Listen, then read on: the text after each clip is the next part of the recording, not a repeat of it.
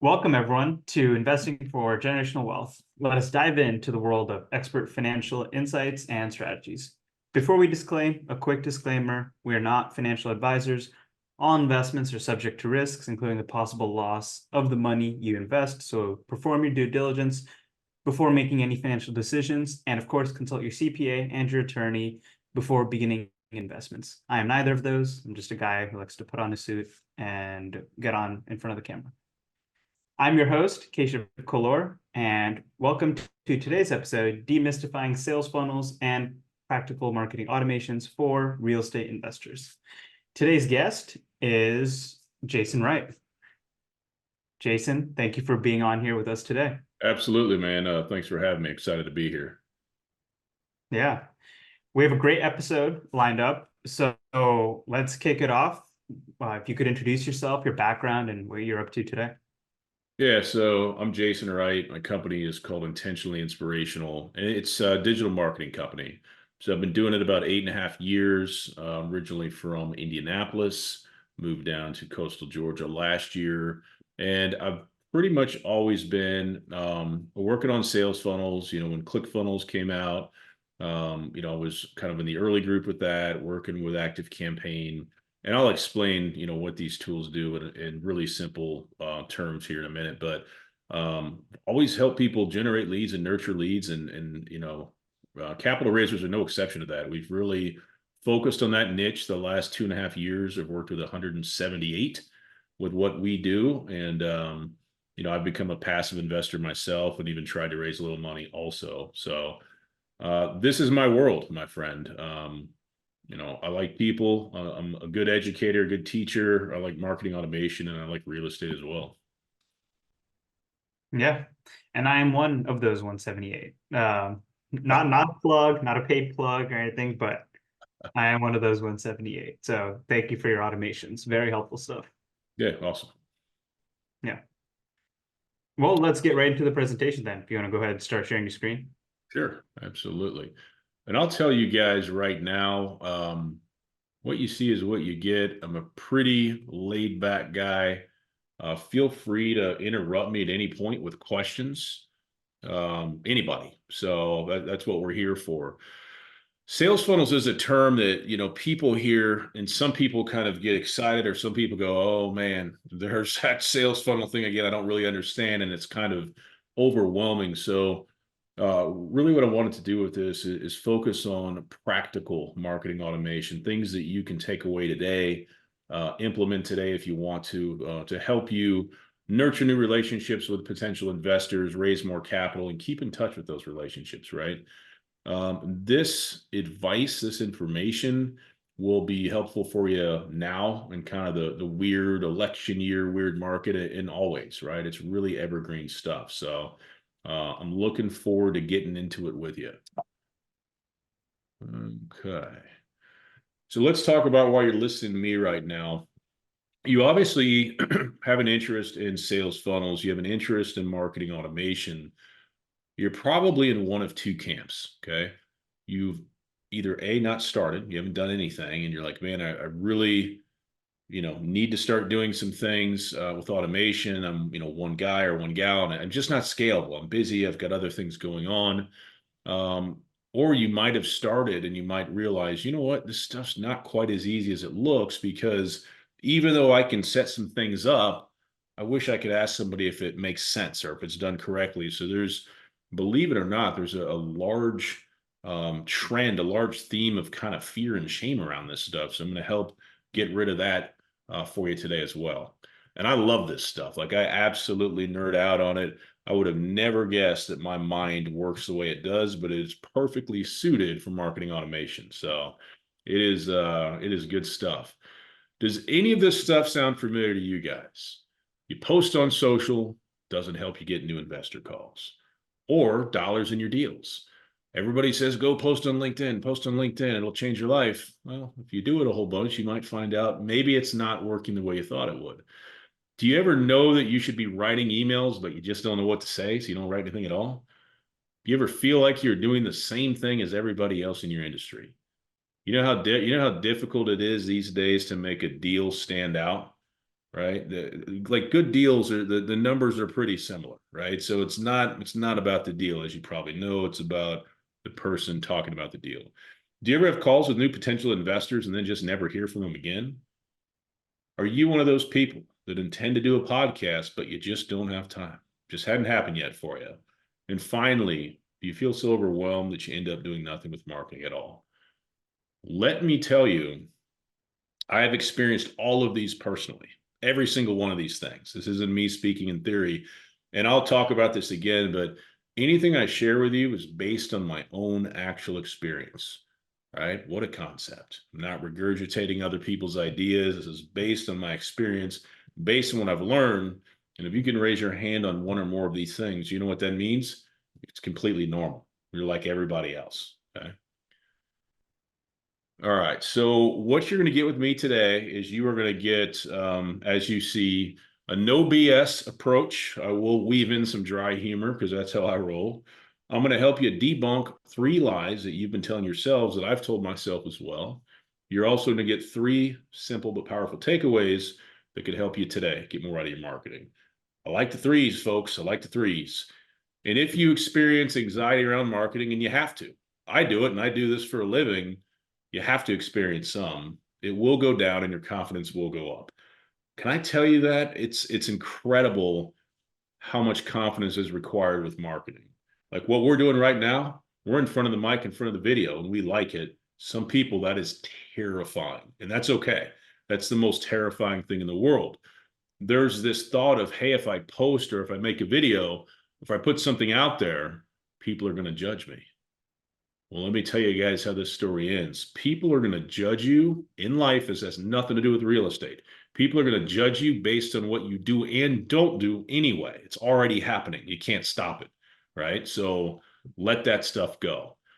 Does this sound good? Ready to dive in? All right. Let's So I told you a bit about me. I am an author of a book. I do speak. I am a podcast host, and I do have my own new kind of educational webinar series as well. It kind of falls in the podcast realm. I told you my company name, Intentionally Inspirational. Most of my experience with CRM and marketing automation has been an active campaign. We just recently also started working in Go High Level. I've worked in MailChimp. I've worked in Pipedrive. I've worked in Klaviyo. I've worked in ConvertKit. I've worked in probably all of them.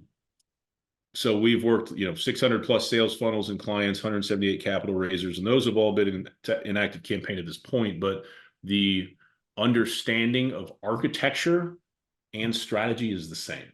Okay, the tool might be a little bit different, but it's the same knowledge base, right? And like I already told you, I'm very proud of this. I always teach from a place of experience, never theory. This stuff can get super complicated and nerdy, and engineering brains can like that, or developer brains can like that, but the average client gets super overwhelmed. So part of what I do is I try to take complicated stuff and make it very easy in everyday language, and then people can learn and understand. Okay. All right. What is a sales funnel? I can't see audience questions or anything like that. I wish I could. Are you able to see? Does anybody know? Does anybody have an idea what a sales funnel is? Yeah, feel free to throw in the Q&A or the chat, either one. Okay, so if you see anything come through, let me know. Yeah. You'll get different answers from different people, but I'm going to give it to you. My answer on this has evolved over time. Basically, it's just a customer journey. Okay, it's a customer journey. And what I want you to start doing right now going forward is think about a sales funnel or a customer journey in the same way that you do a relationship in your life that you care about. So, for example, when we bought the house we're in now, one of the things I liked is, man, there's a lot of woods around here. A lot of woods parked behind the house, more woods. I don't have to worry about people all around me. Sadly, today, I talked to some surveyors out back, and somebody bought a lot, which I didn't know was there, and they're developing. And the other lots on the street. So it's like, okay, looks like I'm getting more neighbors, whether I want them or not. As I meet these new people, the first interaction or two, it's going to be small talk. And within 4, 5, 6 of those, I will get a feel and they will get a feel what we think of the other person, right? That's how relationships work. And really, that's what's happening in a sales funnel as well. You attract people to you or your brand, right? You're going to basically, if they come into your world from traffic is grabbing attention online or offline, pointing it somewhere online. If people see you on social or see you at an event, they're basically traffic. They're kind of discovering you. And if they go to your website or your investor portal or your landing page, that is what I call the front end. So that's the next piece of the sales funnel. If somebody joins your email list for any reason, ebook, contact form, they want to invest, whatever it is, as soon as they go into the email list, we call that the back end of the sales funnel. And based on what I just said,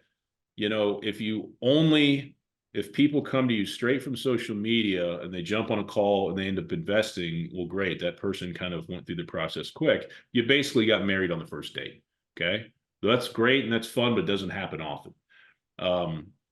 Most relationships take time, right? They take those touch points. That's why the back end or the CRM, the marketing automation piece, is so important. Me and my wife, first time I saw her, I was like, I'd like to marry that girl, but I didn't tell her, right? She never talked to me. That'd be crazy. It'd be weird.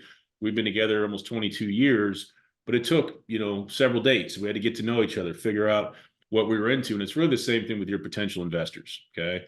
So sales funnel, 3 pieces. You have traffic, you have front end, you have back end. And we'll get into that a bit more. The order that you focus on does matter. I'll tell you, your natural inclination is going to be in the order I just said. Let's make stuff on social. Let's work on the brand. It's fun. It's exciting. Let's get a website going. It's fun. It's exciting. And then people neglect the back end. So they get attention. People go to their website, and then what happens, right? Nothing happens. If they book a call, great. But if they don't, nothing happens. There's no conversation. So that back end is actually the foundation of what you're doing. I tell everybody that'll listen, if you focus on your marketing, back end, front end, then traffic, you'll have a much better experience. Okay. So if there's questions, feel free to throw them out. I hope that makes sense. Have you ever told yourself this lie? I need to be formally educated in marketing or be some kind of a freaking genius to understand and use marketing automation. I have. So here's a funny story. I started this business, and it was never actually intended to be a marketing business. I thought I was going to be a blogger, believe it or not. And then I realized I hated writing. Like I was good, but I was like, I don't really want to do this. And I was using Upwork to find clients and I was writing some copy like, okay, this pays better. I was like, I don't really want to do this. But I started noticing a lot of people who needed help with marketing in specific platforms that I had just learned myself. Or in some cases, I may say, hey, client, I'll be honest, I've never used MailChimp, but I'll get your project done. I'll just do the research, teach myself and do it. Is that okay with you? Yeah, sure. So people would let me do that all the time. And I learned architecture way before I understood strategy. Okay. But I promise if you equate all this stuff to relationships in your real life and what that building and maintaining process looks like, it's the same. Okay. So if you told yourself this lie, I've told myself this too, it's not true. All right. Story time. This is a quote that I don't like because my wife asked me this question and I didn't have an answer. When is this business of yours going to make any money? We were in Indiana. I was in the old house at the other office. We were about 2.5 years into this business. Oh, looks like we have a question. Let's see here. Yeah. All right. Are we going to jump into back end front end that you touched upon? We can jump into it in more detail for sure. So let me move through some of this and we'll revisit that because it does tie back in together, but it's really, really, really important. So I'm glad that you asked this. Okay. All right. Oops. I need to go back. Oops. We're not going to panic. We're going to get this figured out. Slideshow. Bear with me a moment. God darn it. Just did it again. Let's see. How do I go? All right. Third time's a charm. Here's the key. The show must go on. You just keep going till you get where you need to go. All right. Just like marketing. Sometimes marketing doesn't go the way you want it to, but you just keep going. All right. So Wife comes in, asks me this question. I was giving you the whole story, how I get into it. So at this point, 2.5 years into the business, we know that we're going to make money with marketing every month. We have no idea how much. Okay. I had no recurring revenue. Everything was project based or it was hourly, right? And it was all pretty much all through Upwork. That was my number one lead source. And what I had to do, or what I did, is I would go to like 6 or 8 different places every day, Facebook groups, Upwork, active campaigns, their Facebook group and different places and add value and stuff. And I'd get people on calls. I'd find out what they needed. I'd make them an offer off the cuff. And if we got to work together, I'd get paid up front and off we'd go. The problem was I was hunting and killing what I found, so to speak, right? So if somebody didn't buy from me within a few days, I never talked to them again. Couldn't keep track of them. I had no system to keep track of them. So I realized, and my wife asked me this question, I couldn't answer it because I didn't have any kind of a plan.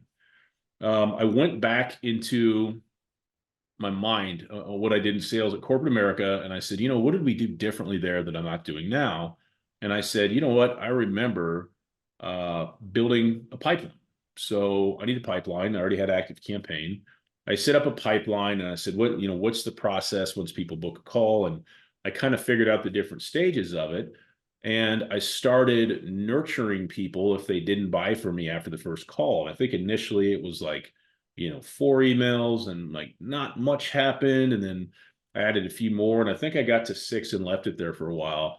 Well, within about 3 months, the first person bought because they were getting emails, going back to our conversation that I had talked to like 2 or 3 months ago. It's like, wow, we got extra people now that are coming back. So I quickly realized when you get the right people into your funnel and you nurture them past the phone call, in your case, it would be, stay in front of them, educate them so that if they ever want to sign up your portal or invest, they don't forget you exist. And once we started focusing on the nurture, like I said, 3 months and beyond, we started to see it pay off. The longest that I've seen to this day is 22 months in nurture, and somebody came back and bought from me, which is pretty cool. So it's insane how many people have no pipeline, no marketing automation, no follow-up beyond the first conversation. Because if you only do that, you're focused on direct response marketing. I've worked in mortgage companies and different businesses like that, and they have so many leads. They spend so much money on leads, but there's no focus on lead nurture. So again, if people don't buy within a week, nobody ever talks to them again. Does that make sense? So this is my first introduction. I've been building sales funnels for people for a while at this point, but I wasn't using one myself. And I had this aha moment. My wife's like, how can we not know if we can pay the bills next month? Like, figure it out.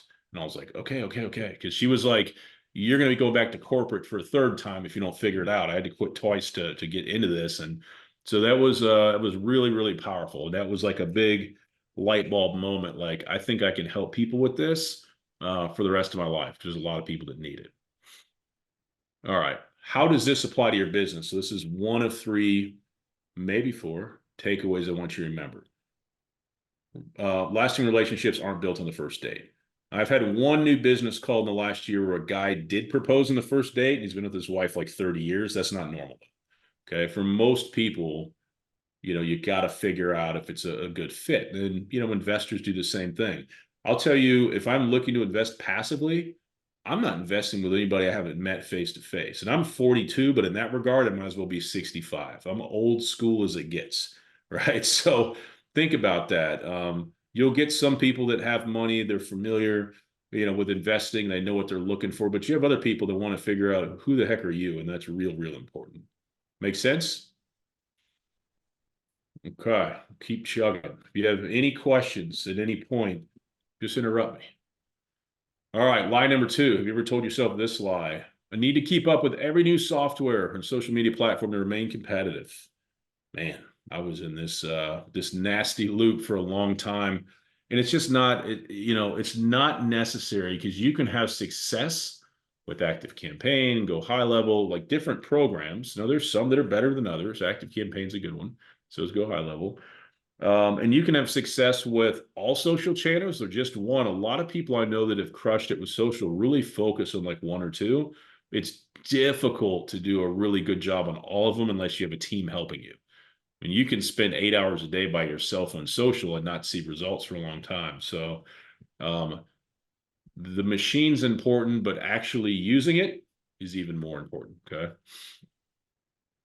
Story time. I was talking to a guy, this would have been last year, and he was an older gentleman, not too old, just a little bit older than me. And he had raised money and he was looking to scale his business and he was getting really overwhelmed with this process. And I was like, all right, tell me about your process. What do you do if you have a new deal?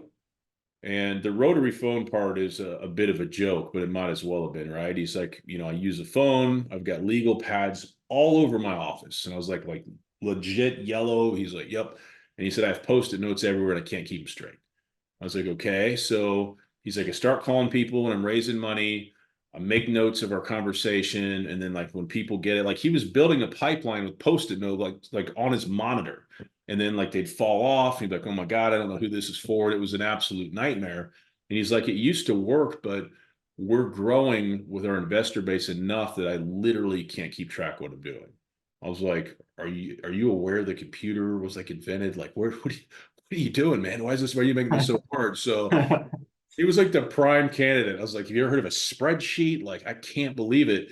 And he's like, it always worked for me, but I've reached a point where not having this stuff set up is actually going to lead to the demise of my business. He's like, it's a nightmare. And I was like, I bet. Sounds like a nightmare. So if you are in a less extreme version of that, there's no reason. There's no reason for it. Just because you don't understand or have time to learn something new, there's other options for you. But use something modern to make this stuff much easier. Okay. How does this apply to your business? You need to be using marketing automation for nurturing new leads, for raising capital, announcing your deal, kind of working people through soft commitments, wiring money, signing paperwork, all that good stuff, and for investor relations. It amazes me. And again, I'm not going to tell you you have to use one platform or another. There's 4 or 5 I can think of you can use. Do something. Use technology so you have time and date stamps and organization, but do something. None of this stuff, by the way, will help you. Let's say you do use the best tools and get it set up. If you don't use it, it's also like not having it. It's worthless. The amount of people that get this stuff set up and then never use it is also perplexing to me. But the investor relations piece is something that I think gets skipped over a lot, kind of from my side of the fence, teaching about it, talking about it. But I've had a lot of people say, Jason, you're not going to believe this. I don't even want to tell you, but I have some of my best investors who I never talk to unless I need money from them. I'm like, why is that? They're like, because I don't realize it's been 10 months since I've talked to them or this or that. It's not that I don't care. I just get busy and I forget, right? Don't be that guy because what you say kind of matters, but what you do really matters. And that's the message you're sending. Okay. So keep that close to heart. I was talking to a guy this week and he told me 80 to 85% of the capital he raises comes from existing investors. Like it's a pretty good number. I mean, I don't know what normal is. I was thinking like 50% would be good, but 80 to 85%, those people don't want to invest with anybody else. That's awesome. So that's a testament to what's possible for you. Okay. Okay. Let's see. Final lie. Have you ever told this lie? I need to become, it doesn't have to be me. I need to become somebody else who's an expert to do this stuff well. And this is just obviously me having fun. But a lot of people, that's funny. That gift doesn't even make any sense, but it's still funny. A lot of people will plug in, a name, somebody they know. It's just a good man. This guy, I didn't go to school for it. I didn't go to school for it either. I'm completely self-taught. The unfair advantage I have is my brain is wired perfectly for this. Most people's brain is not. So you can still partner with people or work with people to get around that. But again, you got to do something. You got to do something. All right. Last story. Last story for you today. I could tell stories all day, but this is another wife question that is actually, this is a really good question, but she comes into the same office, Indiana office. The door was kind of back behind me. So she popped in from the left. She said, hey, I got a question for you. I'm like, what's up? She said, how many business calls have you booked from your blog? And I was like, what? Like, we've never talked about my blog before. I was like, I don't know. She's like, just think about it. Is it like more than 10, less than 10? I was like, zero, zero. She goes, how many blogs do we have? How many posts? And I was like, about 452. She's like, so you've been writing and paid people to write for, at that point, 7+ years, and we have nothing to show for it. I was like, yes. She's like, we're never writing another blog. Okay. Why am I telling you this story? I'm telling you the story because if you do something like that, and the reason I started a blog is because another entrepreneur told me I had to. Like, he was in the game, I was trying to get in the game. He's like, this is what I do, so this is what you should do. So, okay. So if you do something for a long time, you're consistent with it, and it yields you no fruit, stop doing that. Okay. One of the big lessons we've learned as a business here recently, we've learned it before and we'll learn it again. The market's always changing. And I'm not talking about the real estate market. I'm talking about the people you're trying to serve, investors. The mindset and the economic conditions always change. So what they're interested in may change year from year. Their tolerance for risk may change. The questions they ask going to change, et cetera. So that makes you, it forces you to evolve. It forces you to stay fluid and respond quickly to change. So I hope all that makes sense. There's another piece to this that I wanted to tell you that I can't think of now, but I know it's going to come back to me. So I may bolt on some more to this. Okay. There's more to this, but I can't think about it. Let's see here. So how does this, okay. So that's what it is. So going back to what I said earlier, just doing something, throwing out content kind of mindlessly, maybe it'll work for you. It didn't really work for us. What I talked about earlier is the importance of nurturing relationships. And here's why.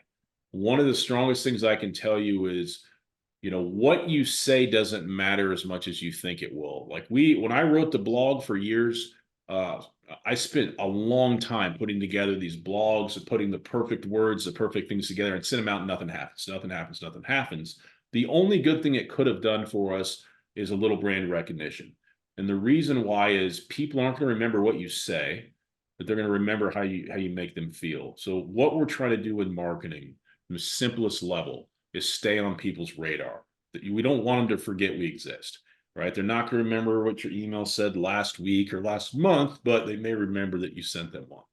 Okay. And if people aren't into what you're doing, they're going to unsubscribe, which is fine. They're going to not pay attention to you. So I hope that resonates with you. That was the other piece that I was going to try to remember on the previous, but I can bring it all back together now. Touch points over content, always and forever. What does that mean? I would rather you reach out to a potential investor with marketing automation 15 times, right? And make sure that happens with your automations and your newsletters, than you reach out to them twice with the best email you've ever written, because it doesn't matter. They're not going to remember anyway. They may not even read it. Okay. I hope that makes sense. So this is my parting piece of advice. If you remember nothing else, remember this, because it's powerful and I see this every week. Doing the same thing you've always done and expecting a different outcome is a definition of insanity. That applies to life, business, marketing, all the above. Okay. Any questions or any conversations you guys want to get into? That's all I have for the presentation. But as you can probably tell, I'm more than happy to chat and share my failures and my stories with you. Yeah, I figured we could stop sharing screen. And then I think one of the first questions that came in was going back to front end and back end. Yep. So again, you want me to redefine those? You want me to talk about them further? Probably redefine them Okay. and I guess examples. Yeah. Sure. So 3 pieces of the sales funnel, the way I teach it: traffic, front end, back end. Okay. And if you think about starting at the top, traffic's number 1, the front end's number 2, the back end's number 3. Traffic is grabbing attention online or offline and directing it to a page online. So examples of traffic: social media, podcasts, webinars like this one, face-to-face networking, meetups, any place that you have the ability to get the attention of another potential investor, a group of people. That is the traffic part of your funnel. Very important, right? You got to get your stuff in front of new people. But if that's all you focus on and they don't invest with you the first time you talk to them, you're kind of wasting your time because nothing's going to happen. The front end is the pages that people can interact with you or your brand online. Website, landing pages, or investor portal, that's the front end. So the traffic gets driven to the website or to the landing page of the portal. That's how that works. The back end is what happens after they go to those front end pages and opt into your email list. It could be for an ebook, a contact form, an investor form, a webinar, whatever the case may be. And that's where the real magic happens. That's where the relationships are built and maintained through various automated touch points, email, ringless voicemail, two-way text, et cetera, et cetera, et cetera. So what I teach is instinctually, and what I did for about 2.5 years until my wife was like, we're going to make money next month. I don't know. I used to focus on traffic because it's fun and flashy, then the website, and I never really did anything with the back end. So like people go to my website, but I was like, nobody ever buys because there's not really a way for them to buy. Like there's nothing here. It's like having a flyer for a party, but then like not providing an address. Like what are people supposed to do with that flyer? And then the back end's where the magic happens, where it's where you give value, introduce yourself, tell them your story, your asset classes you like, why you do it, et cetera, et cetera, et cetera. Does that help clarify it all? I think it does. Yeah. What are some tools that you use to, another question that came in, what are some tools that you use to automate your sales funnels and why? Oh. Yeah. So what I use in my business is I use Active Campaign for the CRM, for the email marketing, and even the texting. It's a great back end tool. For the front end, for the pages, I've always used ClickFunnels. My website's built on WordPress as well, but with the introduction of Go High Level, you can do all those things in one account as well. So I generally use ClickFunnels or WordPress kind of for that front end, Active Campaign for the back end. Go High Level is a new one we're messing with as well, but you can do it in any of those combinations. Those are some of the best options out there for sure. But again, the most important piece is, and I can see these questions now, that you're using something. How frequently do you send marketing emails to your subscribers? What kind of trends have you seen people unsubscribing? So what I typically do is I have 5 or 6 or 7 or 8 different ways to get on my list. These are some of the examples. New business call with me is our #1 lead magnet. That's the #1 to get people on my list. I have a newsletter sign up, which is completely worthless in 2024. I do it as a test, very low opt-in because who wants to be on another newsletter, right? But we have a couple different funnels that just give value. So we have different educational type stuff. We have a webinar, we have a podcast. We use attraction-based marketing is really what we call it. It's content speaking to kind of our ideal audience. We get them in there. People opt in. We give them what we promised them. It could be 1 email, it could be 3 or 4. We run them through a 3 email welcome series, tells them our story, and then there's a bunch of value we give. And then they go to our newsletter. Everybody leads to the newsletter. I used to try to do 1 a week, but it just never works out. So 2 or 3 emails a month to the whole list is what we do. And it works really well. Some people go nuts. They say, can you send too many emails? You certainly can. I've seen people send 3, 4 emails a day, and I'm out of there quickly. It's insane. So really what I would say is stay with what's true for you. If you feel like, it's like a new relationship. When they come in, you're going to email them more often, than as more time comes, it gets less frequent. But some people are more aggressive and other just kind of based on their personality. As long as people are opting into your list and you're putting out content that's relevant to them, your churn won't be bad. It'll be really good. You'll have low unsubscribes, you'll have low bounces and that stuff. It's when you scrape a list or buy a list that the numbers usually go completely crazy in the wrong direction for you.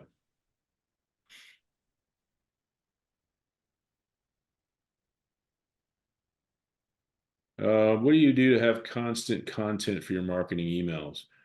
So what I do is I just like I'm talking to you guys right now, for like the newsletter stuff, I talk about life. I talk about business. I talk about what we're doing. I tell things that I screwed up. People love emails where I tell them where I screwed up really bad with something. So I kind of document the journey. I'm not scared to take risks. Sometimes they pay off, sometimes they don't, but more often than not, they pay off. I am unapologetically, authentically me, whether I'm talking to a potential investor or a potential digital marketing client. I think the biggest trap people fall into is they think, well, the people I'm talking to are high net worth, so they're not real people. They're all, C-level executives, and I have to put on a suit when I email them and talk to them and stay buttoned up. You can do that if that's authentically you, but all those people like to unwind and relax just like you and I. So if you can just be authentic in your communication and you're not scared to talk about your journey and your opinions on the market and different things you're looking at, maybe you're always multifamily and now you want to go mobile home park or whatever, you will see. You will see what people respond to. Humans are very curious, so your subject lines matter. You can pique people's curiosity. It always works really well. So hope that helps. What are some lead generation, like the best lead generation strategies that you've seen work? Some, I guess, some are that have great conversion rates, and then others that are just really scalable. Yeah, so I actually did a webinar for my audience on this yesterday, and we are really focused on warm leads. So if I define quickly warm, cold, and hot, I'll use leads and traffic interchangeably. Okay. Um, Cold traffic is you basically, or cold leads are basically you're putting your message out there in front of people and they have no idea who you are. I don't know who this person is. Do I even need to be investing? I don't know. So they may not be problem aware, and they're definitely not you aware. Warm leads, these people have heard of you, they've heard of your company, they're aware of what you do, they may already know the value of what you do. Those are really what I like to focus on. And hot leads are somebody that wants to invest with you so dang bad, you even know who they are. And they're like, dude, I got 100 grand. When's your next deal? One of my buddies is he invests with you. So those are great. But warm leads, the best way to get warm leads is to get on webinars like this, right? Where the audience is your ideal market, or get on a stage, or put together a small group that's in person and people are brought together based on a common interest. I did a cigar and bourbon gathering in Phoenix in February, and I thought I'd get maybe 5 people there. I went to Raise Fest in Phoenix, and I thought one night it might be nice to go to the cigar bar and see if 5 people join. Like 35 or 36 people came through, so it was really, really amazing. That turned into some opportunities of different kinds. Um, Speaking, small in-person events, anything where you are in a position to teach, but the audience has got to be your ideal audience. If you do that, that's magic. Warm leads will come out of that. And you don't need to pitch anything, because people will be like, hey, I was in the audience, we talked about this thing. What are you into? Tell me more. So that's great. And it is scalable. Now, in the scenario of warm leads, it's scalable based on some of your time. But if you get in front of bigger audiences and do more stuff, if you get referral partners that put their stamp on you, that's very powerful as well. So warm organic strategies is what we just talked about. They are recession proof. They will always work. Does require some effort from you, but it's very, very rewarding stuff as well. And then generally when people are to a point where they're so big that they can't get any bigger, they'll go to like paid ads, and then they'll try to go even further with the quantity over quality, going after cold traffic as well. So hopefully that makes sense. It does. So you would say you really shouldn't need paid ads or, paid clicks, anything like that for some time. No, I mean, I've seen a lot of people, and I've spent a lot of money and wasted a lot of money on paid ads. If you have an offer, or you have a way of pitching what you pitch, I don't even like to use the word pitch, and you attract people on autopilot, or it's effortless. You hear from some people, and it's different. Like for digital marketers, or like if you can do $30,000 a month organically, it's time for paid ads because you already have an offer that converts. You just need more eyeballs. In your world, you can go really far without paid ads. We've had some absolutely enormous months with no paid ads as well. And there's a time and place where it can help, but that warm stuff is really, really powerful. So thinking you need paid ads to get started is just not true. Okay. What are some metrics, or how do you analyze, like you have 7, 8 different lead sources? how do you think about how, like, the top line, how many people are coming in, how much of them are converting all the way through, like where are you losing them? I know my business partner couldn't be here today, but he comes from marketing, and the terms he uses at least is, oh, he's gonna be so disappointed in me. MAL, marketing active leads, just like people who show that they're interested. Yeah. And QL, marketing qualified leads. For us in the system that you set up, that's kind of just people who hit a certain engagement score. Yep. And then SQLs, people who actually end up, moving forward or investing or signing up at the investor portal, and then just tracking the conversion rates between those stages. Is there a different way that you think about it? What are your thoughts there? Yeah, so I keep it real simple, like way simpler than that. So this will apply for you and your audience and me as well.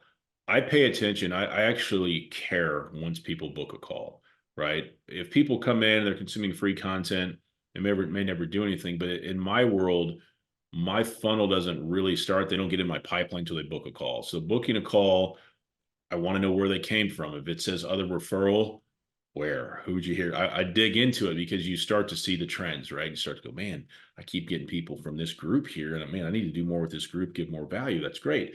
And so you really have to take the time to dig into how'd you hear about me and find that out. And the other piece is once people buy, right? So once people buy or once people invest, be real sure you know how they came in, when did you have the call, and look at that. So when people book calls and when people buy, because a lot of the other stuff can vary quite a bit. So I don't focus as much on the numerical data piece. I focus on those 2 points, and that's what matters, and that's what helps my business grow. And you would say that even for as far as like talking to investors, like it makes sense just to track if they're on your, that's like the base starting point, I guess. Yeah. Like, are they on your calendar? Like Okay. I said, I keep it real simple, man. So is there more stuff you can look at? Now, like open rates and that type of stuff is important, but if you can start doing more than just the basics with marketing, doing stuff like you're doing here, giving the audience a chance to interact with people, that stuff's really powerful. I would say another thing that's critical, and I'm kind of going off on a little bit of a tangent, but I want to say it, is if you get people in your email list, try to get them in all the places that you guys are putting content out there, because then everything you're doing with your marketing becomes nurturing. And it doesn't matter if they've never invested once, or they invest every time. All relationships need to be nurtured at all points. Gotcha. Okay.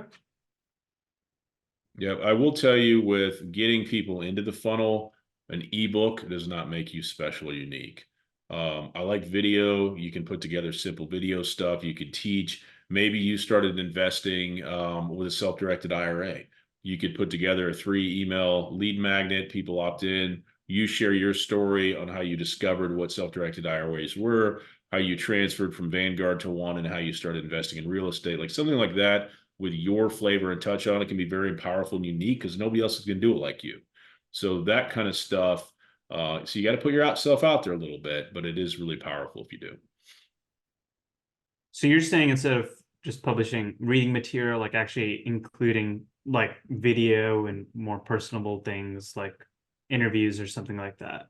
Yeah, the world we live in, if you look at most people, if you go anywhere, you're in New York, right? Yeah. You walk around in the streets, what are most people doing? Almost always, everywhere. On their phones. Correct. They're on their Yeah. phones, and I get on my kids and my wife about this daily, and they're scrolling the feeds, right? Yeah. Short reels, whatever you want to call them, short video, because they say people have never had a shorter attention span than they do now. They may start to read, "Oh, I'll finish this later," and they never do, because they get 5 million more things pushed in their face. So video is powerful. Keeping it brief, keeping it short, keeping it full of actual value is great. I don't write much anymore. My newsletter is all I write, and I keep them generally pretty short. So there's a reason for that. People's attention spans are very short. Doesn't bode well for the 2-pager and ebook I just finished. I was going to say, I could see something, wheels turning in eyes over there, and not saying it's not valuable, but so you just did a 2-pager. If you had a video to supplement that was a minute or less, this is what I did. Here's why I like it. Hit some Okay. points on video, then you make it super unique. Some people may watch both. Some people may just consume the video, but you can always kind of supercharge a written lead magnet with a short video where you give your, I mean, you've seen me in my Loom videos, right? Being able to Yeah. put your own stamp on something is just so powerful. And when you're on video, people very quickly, we all do it to each other. We can't turn it off. They're judging you. They're analyzing you. Does this guy or gal believe what they're saying? Do I think they know what they're saying? Et cetera, et cetera, et cetera. So video is super powerful for all those reasons. Okay. Okay. That makes sense. Don't worry. I won't take it personally. No, just give it a shot and see what happens. You know, it's interesting because sometimes the things that you would never expect work really well, and you're like, "Are you kidding me? This simple little thing, right?" And some things that are really labor heavy or expensive that we think are going to be great, and no one cares at all, and nothing happens. So I Yeah, have failed more than anybody I know with marketing stuff. that's true. Okay. I'll keep that in mind. I'll supplement what we're launching with, like you said, a video of some sort. Yeah, But yeah, that's definitely big. I know one of the big things Hunter said in his modules is don't go straight to the ebook. At least start with a two-pager because that's a like 5-minute read. yeah. And but the video is even shorter than that, so even better. Yep. Yep. I Yeah. use lots of short videos and yeah, it works well for me. And I don't, here's the funny thing. I don't have a long attention span to consume content. So I'm like, you know, there's a lot of people out there wired that way. So if somebody does want to consume more content, they'll let you know and you can always give them more, which is great. But if people don't, then you're already catering to them first, and it makes more sense. Gotcha. Okay. Well, I definitely learned something new, and I already knew a good amount of this because we worked together before, but a lot of gold here for the audience for sure. Awesome, man. I appreciate that. Yeah. There aren't any other questions. See if the audience has any. We can get into our final questions. At the end of every interview, we try to ask some combination of these. One, you usually we ask about failures, but like you mentioned, you failed a lot. You talked about them, but more importantly, how you learned from them. Yep. So we'll go to the next one. Yep. Going back 10 years, 20 years, whatever it is, what's advice that you'd give to younger self that you now know? My younger self? Yeah. Yeah, it's a great question. Patience, and that's not a question, but patience is the theme, and then the I guess the advice, yeah. So the advice I would say is the timeline is unknown. So the first time I quit corporate America, I told my wife, "Hey, I'm going to replace my monthly income in 90 days." I just made that up. Like there's no basis for that statement, and it didn't happen, right? It took me much longer to do that. So there's no way, it's fine to set goals, but you don't have control over something like that. So what I've learned, I'm 42 now, is everything seems to take longer than you think it's going to, right? And that's not necessarily a bad thing, but I was so, and people younger than me now are even less patient, but I was so impatient, wanted everything now, but there is a beauty to the process, right? I like good cigars. I like good bourbon. I like good steaks. None of those things become good overnight. They all take aging. They take time. You can't speed it up. If you do, you get a different outcome. So I'm grateful for the journey. I'm grateful for the failures, and they've led me to where I sit right here today, and I'm good with that, man. I'm impatient for sure. But I think I've had enough people like you who are wiser tell me that I have to cool it a little. So I have. But You know what's yeah. funny about that? Even if you stay impatient, it doesn't actually speed up the timeline of whatever anyway. Like you being Yeah. patient doesn't affect the end result. You're just wearing yourself out. You have a beautiful head of hair. If you don't cool it, you're gonna look like me. I appreciate it. I appreciate it. Yeah, I've been told to appreciate the process more. So it's something I've been working on. It's an acquired taste. It was not natural for me either. Yeah. Um, okay. And how do you give back to your community? Doing stuff like this, man. Any opportunity I can speak, I get to teach and entertain, and you know, it's the greatest gift I can give is you know, you're younger than me. If I taught you something based on my experience, it saves you time or pain, it's a win. There's no amount of money that can come anywhere close to that satisfaction. Yeah, I mean, I started my company January of 2022, and I was doing webinars and podcasts back then. I used to work at Amazon, now I'm at Meta, and I would always have people reach out afterwards, right? But it's like you said, I would talk to them once and that's it, just in a black hole, never again. So Yep.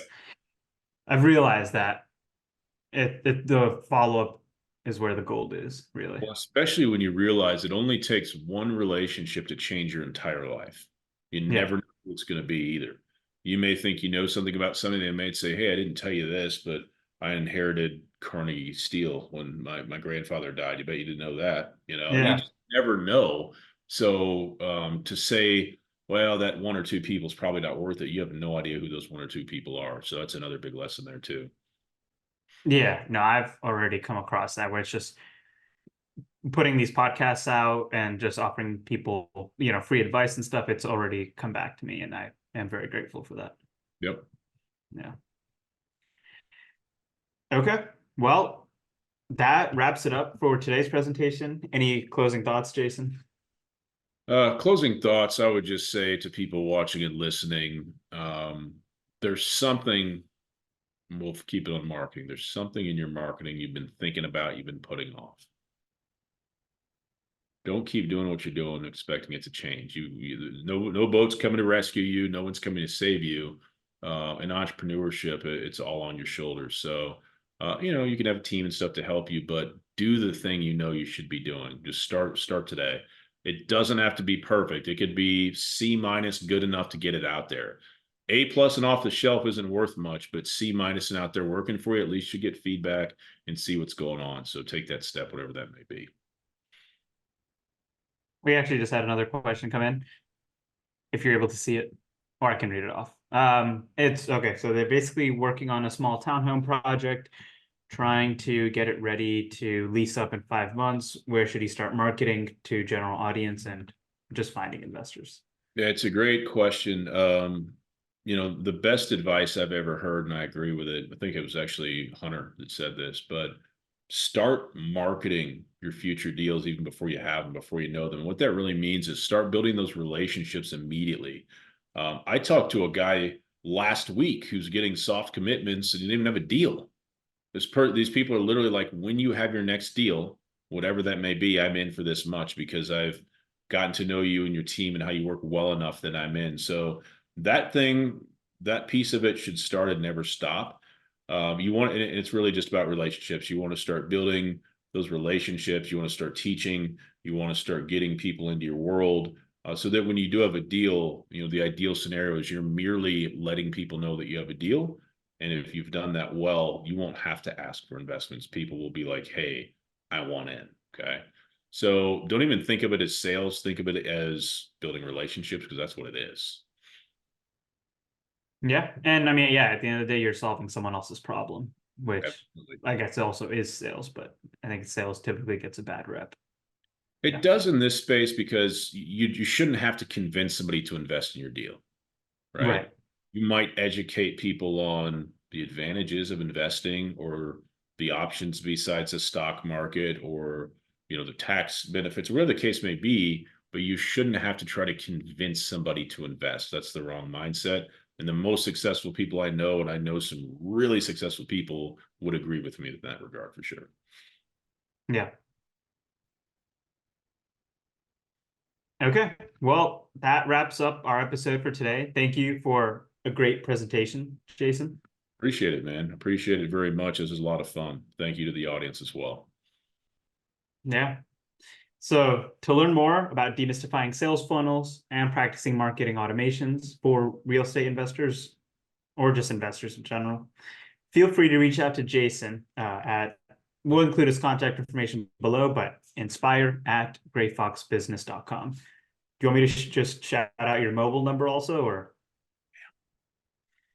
Yes? Yeah, email's fine. Email's fine. All right, we'll keep it to email. We'll include his contact information in the description for the podcast episode below. So again, Jason, thank you for taking time out of your busy day to come educate us. And for those of you listening at home, don't forget to like and subscribe to our podcast on whichever platform you're listening to make sure that we can continue bringing you the best educational content. And until next time, keep investing for generational wealth.